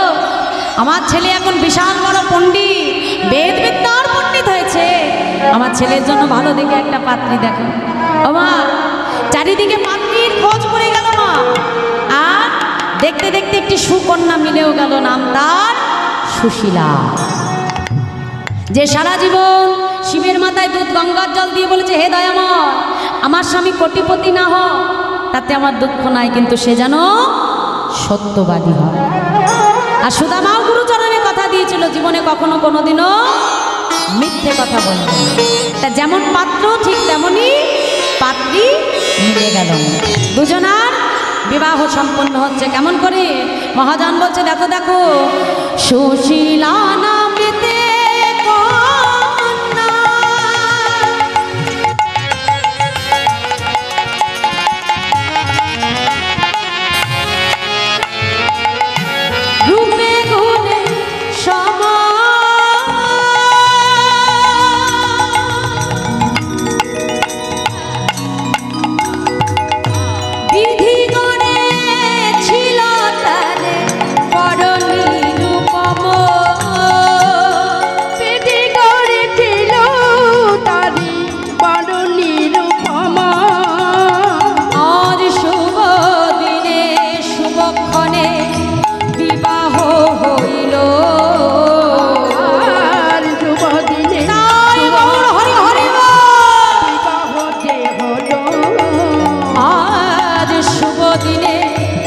শুভক্ষণে দুহার বিবাহ হইল। শুভদিন শুভক্ষণে বিবাহ যে হলো। আজ পাড়া প্রতিবেশীর মনে আনন্দ হইল। তাই হরি হরি আনন্দ হইল। আজি আনন্দয়া হরে নারে, আনন্দ আর দারি দারি। আজি আনন্দয়া হরে আজি নারে, আনন্দ আর ধরে না রে। আজি সুদামার বিবাহ কালে আনন্দয়া হরে নারে। সুশীলার বিবাহের কালে আনন্দ আর দারি দারি। পাড়া প্রতিবেশীর মনে আনন্দ হইল। হলো ধরে নাই হরি হরি আনন্দ হইল। আজ পাড়া প্রতিবেশীর মনে আনন্দ হইল। আজ পাড়া প্রতিবেশীর মনে আনন্দ হইল। কৃষ্ণ সুদামার বিবাহ সম্পন্ন হলো। এই সুদামার সঙ্গে যখন সুশীলার বিবাহ সম্পন্ন হলো, আর বিবাহ করে নববধূ সুশীলাকে নিয়ে ঘরে ফিরে এলেন। পাড়া প্রতিবেশীর মনে বড় আনন্দ, পিতামাতার মনেও বড় আনন্দ, একমাত্র ছেলের বিবাহ হয়েছে। হ্যাঁ, কিন্তু মাগো, এই বিবাহ তার কপালে এই সুখ বেশি দিন স্থায়ী হলো না। বিবাহের কিছুদিন পরে এক মহামারীতে কৃষ্ণ, এই সুদামার বিবাহের কিছুদিন পরে এক মহামারীর প্রভাবে সুদামা তার পিতামাতা দুজনকে একসঙ্গে হারিয়ে ফেলল। না, তারা মারা গেল। সুদামার পিতামাতা যখন মারা গেলে, এতদিন সুদামা বোঝেনি যে সংসারে চলাটা কতটা কঠিন। আসলে জগতে পিতামাতা যতদিন জানবেন সন্তানের মাথার উপরে থাকে একটা বটবৃক্ষের ছায়ার ন্যায়। আজ পিতামাতাকে হারিয়ে সে বুঝতে পারল সংসারে চলা কতটা কঠিন। এই সংসারে চলতে গেলে প্রত্যেকটা পদে পদে মিথ্যাকে আশ্রয় করতে হয়। আর সুদামা গুরুচরণে কথা দিয়েছিল মিথ্যাকে আশ্রয় করবে না। তার নিজের সয় সম্বল বলতে যা কিছু ছিল সর্বস্ব বিক্রি করতে করতে তার শেষ সম্বল হয়ে এসে দাঁড়ালো একটা পর্ণকুঠি। তার স্ত্রী সুশীলা দেখছে স্বামীকে এই সংসারের কষ্ট বড় ব্যথিত করছে। স্বামীর কাছে এসে বলছে, স্বামী, শুনেছি কৃষ্ণচন্দ্র নামে তোমার এক বন্ধু নাকি দ্বারকায় থাকে। সে নাকি দ্বারকার রাজা। হ্যাঁ গো, আমার মন বলছে তুমি যদি একবার তোমার বন্ধুর সঙ্গে দেখা করে এসো, দেখবে তোমার মনের সব কষ্ট দূর হয়ে যাবে। সুশীলা, কথাটা তুমি সত্যই বলেছ, কিন্তু এতগুলো দিন পরে যে আমি আমার বন্ধুর কাছে যাব, আমি শূন্য হাতে কেমন করে যাই বল। সুশীলা, তাকে দেবার মতো যে আমার কাছে কিচ্ছু নাই। স্বামী, তুমি একটু অপেক্ষা করো, আমি এক্ষুনি আসছি। সুশীলা কি করলো মা, আজ পাড়া প্রতিবেশীরা দাঁড়িয়ে দাঁড়িয়ে দিয়ে যে কাজ জীবনে কখনো করেনি বাবা।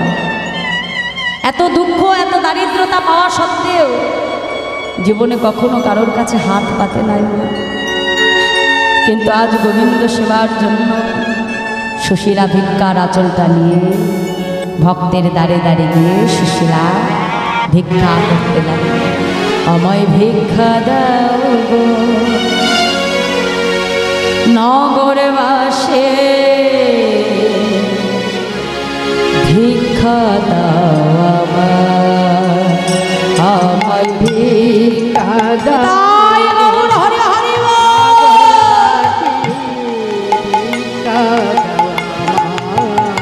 আমায় ভিক্ষা দাও গো নগরবাসে, ভিক্ষা দাও আমায় ভিক্ষা দাও গো নগরবাসী, ভিক্ষা দাও আমায়। তোমাদের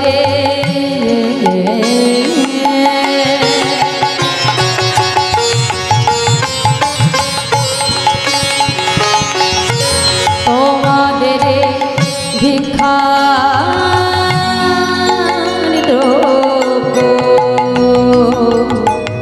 পাবে শ্যামরা ভিক্ষা দাও আমায় ভিক্ষা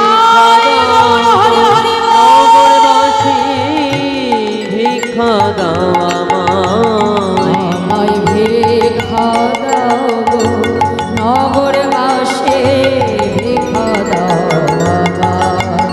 আমায় ভিক্ষা দাও গো নগরবাসী ভিক্ষা দাও আমায়।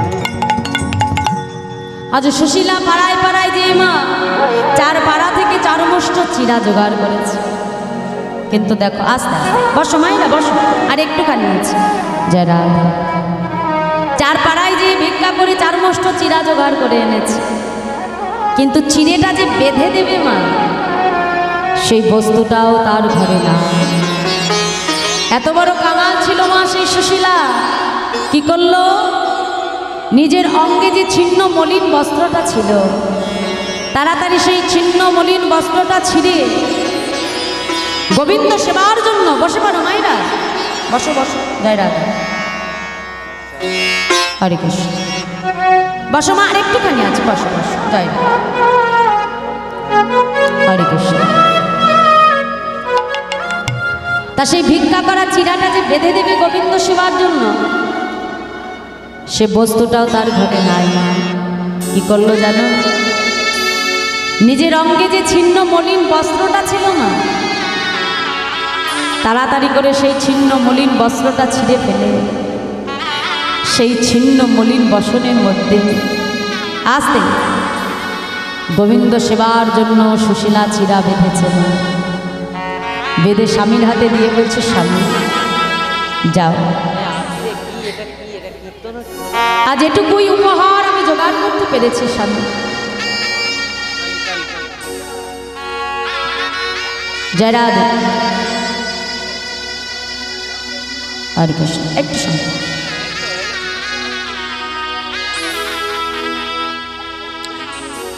সেই চিরাটা যে বেঁধে দেবে মা, সেই সামর্থ্য তার না। নিজের ছিন্ন মলিন বস্ত্রটা ছিঁড়ে তার মধ্যে গোবিন্দ সেবার জন্য একমুষ্ট চিরা বেঁধেছে, দিয়ে স্বামীর হাতে দিয়ে বলছে, স্বামী যাও, আজ এটুকু উপহারই আমি তোমার কৃষ্ণের জন্য জোগাড় করতে পেরেছি, এর থেকে আমার সামর্থ্য নাই, যাও, এই উপহার নিয়ে তুমি তোমার সখা কানাইয়ের সঙ্গে দেখা করবে। চিরের পুটলিটা বক্ষ মাঝে জড়ায় ধরে যখন সুদামা যাচ্ছে মা, মনে মনে চিন্তা করলো, রে কানাই, দেখ এই জগতে কত ভক্ত তোকে কত কিছু দিয়ে সেবা দেয়, কিন্তু কানাই আমি এমনই কানাই যে তোকে সেবা দেব, সেবা দেবার মতো বস্তুটাও যে আমার কাছে নাই রে কানাই। দেখ আজ আমি ভিক্ষা করে তোর জন্য একমুষ্ট চিরা নিয়ে যাচ্ছি কানাই, ও কানাই, আজ আমার এই ভিক্ষা করা চিরাটা তুই কি গ্রহণ করি কানাই? আমি তো জানি তুই যে দ্বারকার রাজারে কানাই, কত রাজভোগ, কত বন্যা, কত মিঠাই তুই সেবা করি কানাই। আজ আমার ভিক্ষা করা এই শুকনো চিরা তুই কি গ্রহণ করি? গোবিন্দ কথা চিন্তন করতে করতে সুদামা নয়ন জলে চিরার পুটলিটা ভিজে গেছে। চিরার পুটলিটা নিয়ে যখনই দ্বারকায় এসেছে প্রবেশ করতে যাবে, এমন সময় দাঁড়িয়ে ডেকে বলছে, ভিখারি তুমি কাহা সে আই হো? হ্যাঁ, কোথা থেকে এসেছো তুমি? আমি, আমার নাম সুদামা। ওই যে তোমাদের রাজা আছে না কৃষ্ণচন্দ্র, হ্যাঁ গো, তোমাদের রাজা কৃষ্ণচন্দ্র আমার বাল্যবেলার বন্ধু। কি বললে? আমাদের রাজা কিনা সামান্য এক ভিখারির বন্ধু? তুমি আমাদের সঙ্গে তামাশা করছো? হ্যাঁ, আমাদের মহারাজের বন্ধু কিনা পথের এক ভিখারি। দাঁড়িয়ে তোমাদের যদি বিশ্বাস না হয়, একবার শুধু যে আমার কানাইকে ডেকে বলো তার বাল্যবেলার বন্ধু সুদামা এসেছে। আমি বলছি দাঁড়িয়ে, আর যদি আমার কারাই আমাকে চিনতে না পারে, আমি কথা বলি, আমি এই দ্বার হতে ফিরে চলে যাই। দাঁড়ি, আজ তোমরা যে আমাকে ভিখারি বলছো, দাঁড়ি, ভিখারি আমি বটে, তবে জাগতিক জগতে অর্থের কাঙাল আমি নয়। দাঁড়ি, দাঁড়ি, আমি যে জগতে কৃষ্ণ প্রেমের ভিখারি। দাঁড়ি, শুধু একবার যে আমার সখাকে বলে তার বাল্যবেলার বন্ধু সুদামা এসেছে, আমি কথা দেব, আমার কারাই যদি আমাকে চিনতে না পারে, আজ এই দ্বার হতে আমি ফিরে চলে যাই। আর আমি তোমাদেরকে জ্বালাবো না, আমি কথা দিলাম। বেশ, তাহলে যতক্ষণ না আমরা আসবো ততক্ষণ এই দরজা হয় তুমি অপেক্ষা করবে। প্রহরীরা ছুটতে ছুটতে চলেছে। মহারাজ, মহারাজ, দাদি এমনভাবে ছুটছো কেন? মহারাজ, কোথা থেকে এক ভিখারি এসে বলে কিনা সে নাকি আপনার বাল্যবেলার বন্ধু। কি নাম বলেছে তার? কি নাম বলেছে জানেন মহারাজ? আমাদেরকে ডেকে কি বললো জানো? শোনো শোনো, আরে তার পালা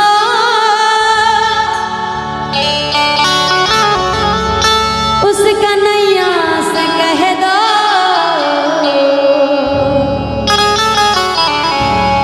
कि दर पे सुदामा करीबा गया है। और दर पालो कन्हैया से कह दो कि दर पे सुदामा करीबा गया है।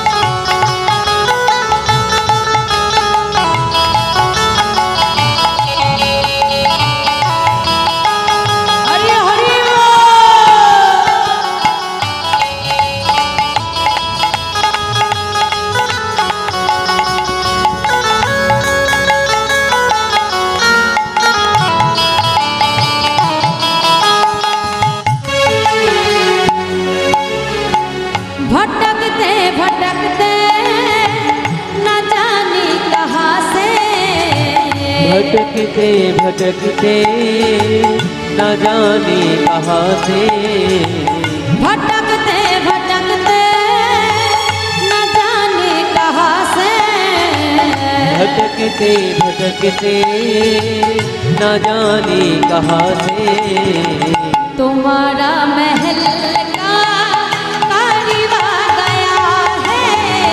तुम्हारा करीबा गया है, आज तुम्हारा महल का करीबा गया है। तुम्हारा महल का करीबा गया है। और द्वार पालो कन्हैया से कह दो, और द्वार बालो कन्हैया से कह दो, द्वार पे सुदामा करीबा गया है। द्वार पे सुदामा करीबा गया है।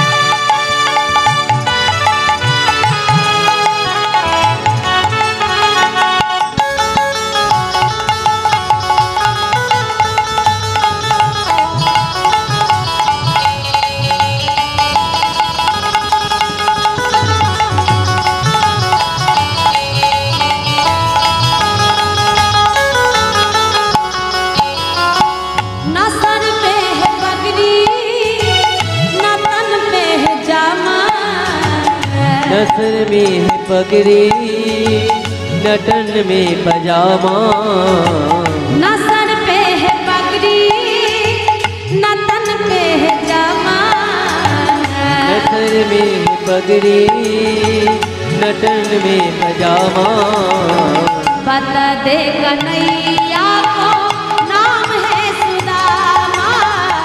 बता दे हरि हरि नाम है सुदामा, बता दे कन्हैया को नाम है सुदामा। बता दे कन्हैया को नाम है सुदामा। अरे द्वार पाला कन्हैया से कह दो, अरे द्वार बालो कन्हैया कह दो, ये दर पे सुदामा परिवा गया है, ये दर पे सुदामा परिवा गया है, ये दर पे सुदामा परिवा गया है, ये दर पे सुदामा परिवा गया है। মহারাজ তার নামটি বলেছে সুদামা। কি বললে দাদি? সুদামা। তুমি তুমি ঠিক বলছো দাদি? আমার আমার সুদামা এসেছে দাদি, আমার আমার বাল্যবেলার বন্ধু সুদামা। তুমি তুমি তুমি ঠিক বলছো দাদি? ভগবান আমার রত্ন সিংহাসনের উপরে বসেছিল মা, যেই না সুদামার নামটি শ্রবণ করলো সঙ্গে সঙ্গে গোবিন্দ আমার রত্ন সিংহাসন ছেড়ে ছুটতে ছুটতে আসছে। সুদামা, সুদামা। যেই না ছুটে গিয়ে সুদামাকে আলিঙ্গন করতে যাবে,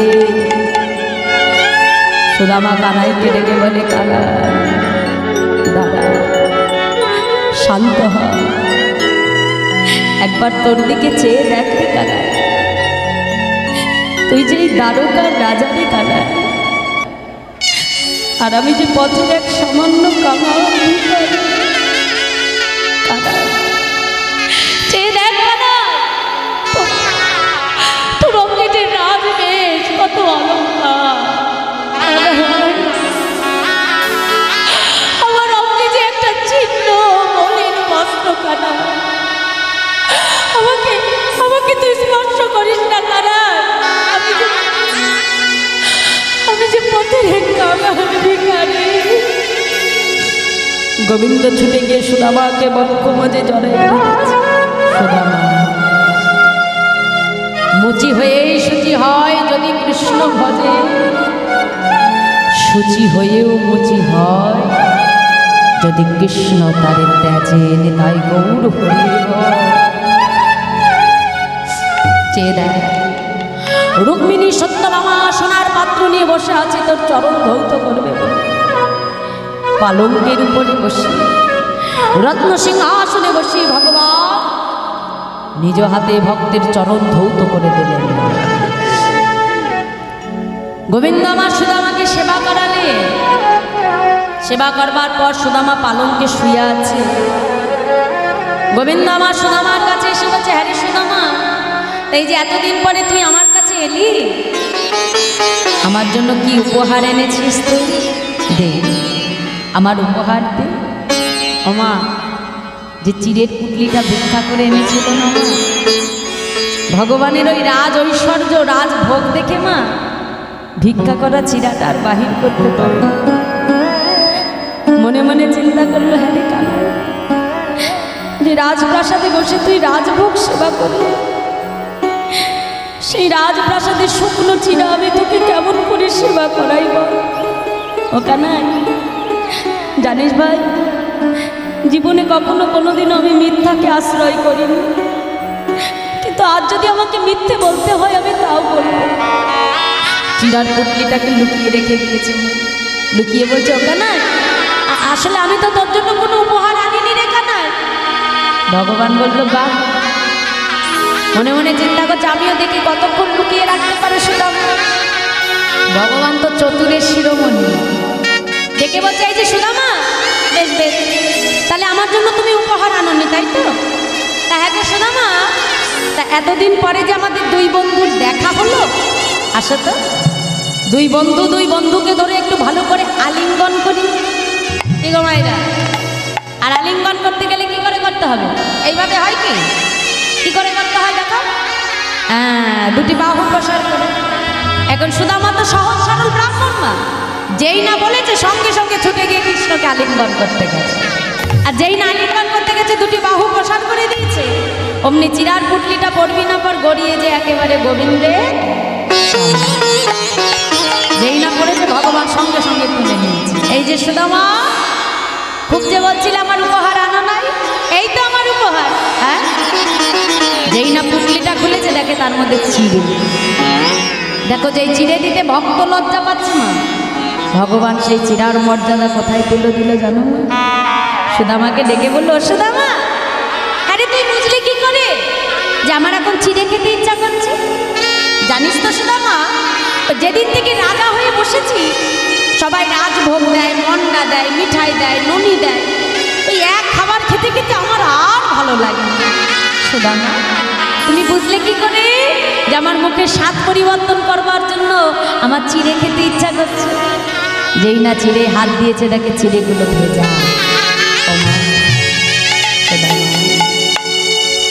পাছে আমার খেতে কষ্ট হয়, চিড়েগুলোকে আবার ভিজিয়ে এনেছি।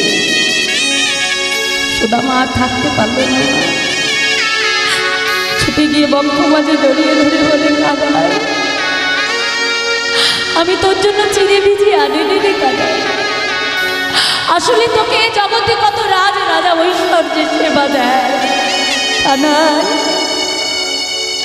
আমি তো তোর কাঙাল ভক্ত। আমার ভিক্ষা করা এই শুকনো চিরা তুই কি সেবা করবি রে কানাই? জানি, এই কথা চিন্তা করতে করতে আমার নয়ন জলে চিরার পুটলিটা যে ভিজে গেছে। গোবিন্দ ছুটে গিয়ে সুদামাকে বক্ষ মাঝে জড়াই ধরল। সুদামাকে ডেকে বলল, সুদামা, আজ তোমার সম্মুখে দাঁড়িয়ে আমি ভগবান হয়ে কথা দিলাম, আগত কলিযুগে তোমার মতো করে কোনো ভক্ত যদি ভিক্ষা করে এনে দুফোঁটা নয়ন জল পরিশন করে যদি আমার কোনো ভক্ত আমাকে সেবা দেয়, আমি কথা দিলাম, আমি ভগবান হয়ে স্বয়ং ভক্তের ভিক্ষা করা সেই প্রসাদ আমি গ্রহণ করবো। নিতাই গৌর হরি।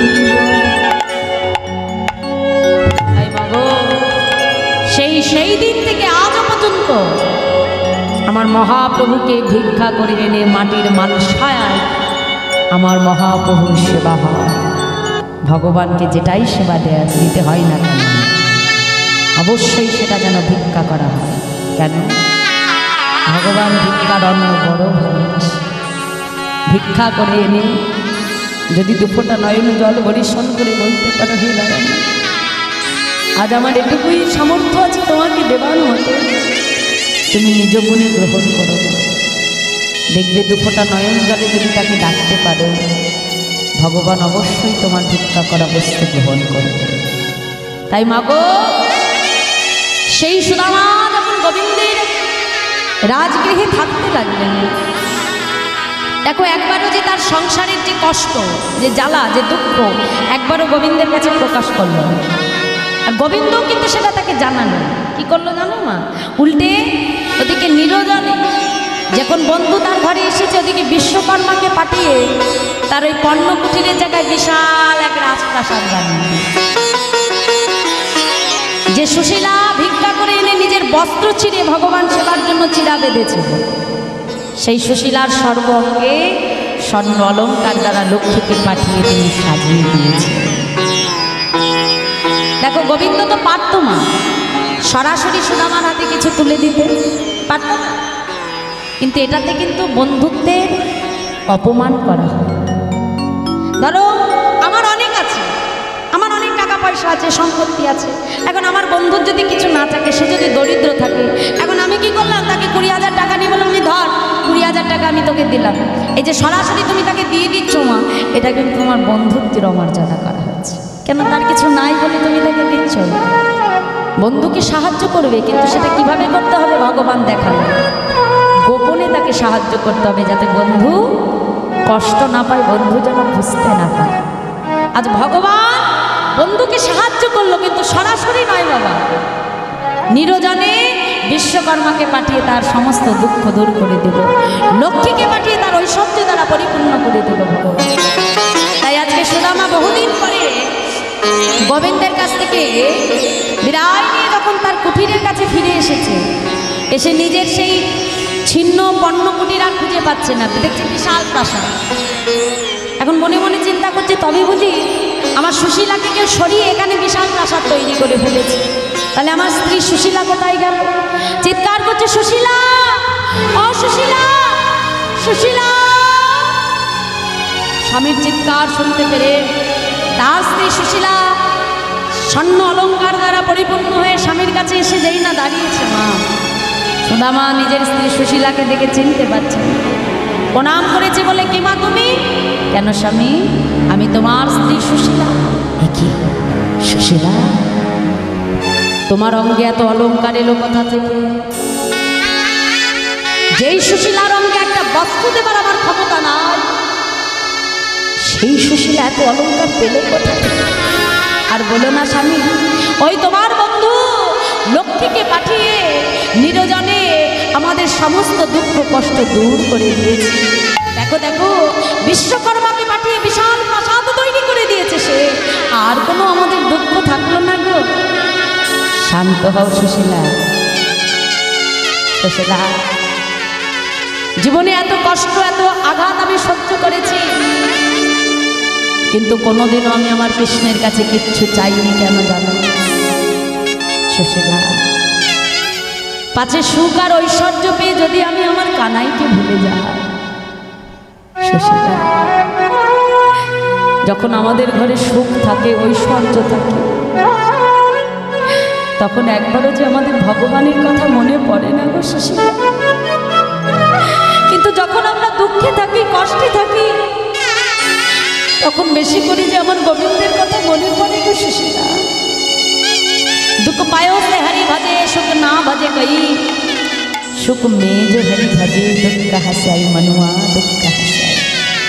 আমায়রা দেখবে, যখন আমাদের ঘরে দুঃখ থাকে কষ্ট থাকে, তখনই কিন্তু ভগবানের কথা মনে পড়ে না। কিন্তু যখন সুখ থাকে মা, তখন মনে পড়ে তার কথা পড়ে না। সুশীলা, আমি জীবনে কখনো কানাইয়ের কাছে কিছু চাইনি। কেন জানো? পাছে সুখ ঐশ্বর্য পেয়ে যদি আমার কানাইকে আমি ভুলে যাই। সুশীলা, তাই এই ঐশ্বর্যে তো আমি থাকতে পারবো না সুশীলা। তুমি যদি মনে করো যে ঐশ্বর্যে তুমি আমাকে বাঁধবে, সেটা কখনোই সম্ভব নয়। আজ থেকে তুমি এই প্রাসাদে থাকো, কিন্তু আমি তোমার সঙ্গে আর থাকতে পারবো না। স্ত্রীকে ত্যাগ করে দিয়ে যখন সুশীলাকে ত্যাগ করে সুদামা চলে যাচ্ছে, সুশীলা নিজের গায়ের যত অলঙ্কার ছিল সমস্তটা খুলে ফেলে রেখে মা এক বস্ত্রে স্বামীর চরণটা জড়িয়ে ধরেছে। স্বামী, এ জগতে একজন রমণীর প্রকৃত সুখ হলো তার স্বামীর চরণে। স্বামী, তাই যে প্রাসাদে তুমি থাকবে না, সেখানে আমিও থাকতে পারবো না। আজ থেকে সমস্ত ঐশ্বর্য ত্যাগ করে আমরা চললাম। যখন দুজনে সর্বস্ব পরিত্যাগ করে চলে যাচ্ছে, না গোবিন্দ মা সুদামাকে ডেকে বললো, দাঁড়াও সুদামা, কে বলেছে ঐশ্বর্যে থাকলে ভগবান পাওয়া যায় না? ঐশ্বর্যে থাকলেও ভগবান পাওয়া যায় না। যদি বলো কেমন করে?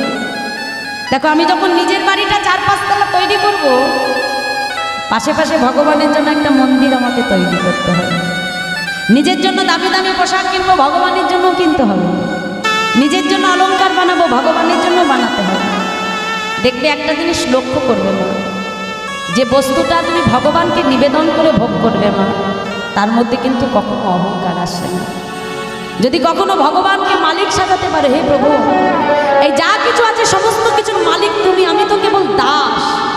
বাবা, জীবনে কখনো কোনোদিনও যদি নিজে মালিক না সেজে দাস হতে পারো, যদি ভগবানকে কখনো কোনো কিছুর মালিক বানাতে পারো, দেখবে বাবা তার মধ্যে কখনো কোনো অহংকার আসবে না।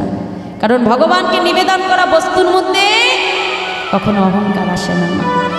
তাই সুদামা, আজ এই ঐশ্বর্যের মধ্যে থেকেও তুমি ভগবান প্রাপ্তি করবে, আমি তোমাকে বললাম। তাই সেই গৃহেতে থেকে সুদামা আর সুশীলা কিন্তু তাদের প্রাণ গোবিন্দকে কাছে পেয়েছিল। জীবনে একটা দিনের জন্য কখনো সেই বন্ধুকে তিনি ভুলে যায়নি। আর সেই দাপর যুগের সুদামা এই কলিযুগে হলেন আমার চৈতন্য মহাপ্রভুর পরম বন্ধু, যার নাম হলো সুন্দরানন্দ পণ্ডিত। যিনি এলেন কোথায়? বাংলাদেশের যশোর জেলার মহেশপুর গ্রাম। অমাইরা তাহলে তেতা সত্যযুগের প্রদ্যুম্ন, ত্রেতা যুগে তিনি হলেন ভরত, দাপর যুগে তিনি হলেন সুদামা, আর কলিযুগে তিনি হলেন সুন্দরানন্দ পণ্ডিত। তাই এই কলিযুগে মহাপ্রভুর সঙ্গে তার সেই পরম বন্ধু দাপর যুগের সুদামা অর্থাৎ কলিযুগের সুন্দরানন্দ পণ্ডিতের পুনরায় আবার মিলন হয়েছিল। তাই চার যুগে এমনভাবেই তাদের বন্ধুত্ব বজায় ছিল। তাই আসো ভক্ত আর ভগবানের লীলা আমরা এখানে রেখেই আজকের মতো বিশ্রাম করব। জয় রাধে। ভক্ত আর ভগবানের মিলন হইল, ভগবানের মিলন হইল, ভক্ত আর ভগবানের মিলন হইল, আর ভগবানের মিলন হইল। প্রেমানন্দে বদন ভরে হরি হরি বলো, প্রেমানন্দে বদন ভরে হরি হরি বলো, প্রেমানন্দে বদন ভরে হরি হরি হরে প্রেমানন্দে বদন ভরে হরি হরি বলো। জয় সচিনন্দন জয় গৌর হরি, নন্দন জয় গৌর হরি, জয় সচিনন্দন জয় গৌর হরি, জয় সচি নন্দন জয় গৌর হরি। কৃষ্ণ প্রিয়া প্রাণ মধুয়ান হরে কৃষ্ণ সঙ্গ দুয়ার নদিয়া বিহারী, আজ বিষ্ণু প্রিয়ার প্রাণ মধুয়ান কৃষ্ণপ্রিয়া প্রাণ মধুয়া নদিয়া বিহারী। জয় রাধে জয় রাধে। কুমারহাটির সমস্ত গ্রামবাসী গ্যারামাঝি পাশে দাঁড়াও এবং সমস্ত গ্রামবাসীর মনস্কামনা 100 টাকা তারা দান করিলেন। এবং আরেক ভক্ত কেউ 50 টাকা, কেউ দিয়েছেন 20 টাকা, কেউ 10 টাকা, আবার কোনো ভক্ত 20 টাকা দান করেছেন। আচ্ছা, সমস্ত ভক্তের দান আমি মাথায় তুলে নিলাম, যে মনস্কামনায় তারা দান করেছেন। আমার প্রভু যেন তাদের সমস্ত মনস্কামনা পূর্ণ করেন। নিতাই গৌর হরিবল হরিবল হরিবল। জয় রাধে জয় রাধে। হরে কৃষ্ণ। তার সময়রা ছোট্ট করে আমরা একটু ভজন গাইব, একটু আনন্দ করবো।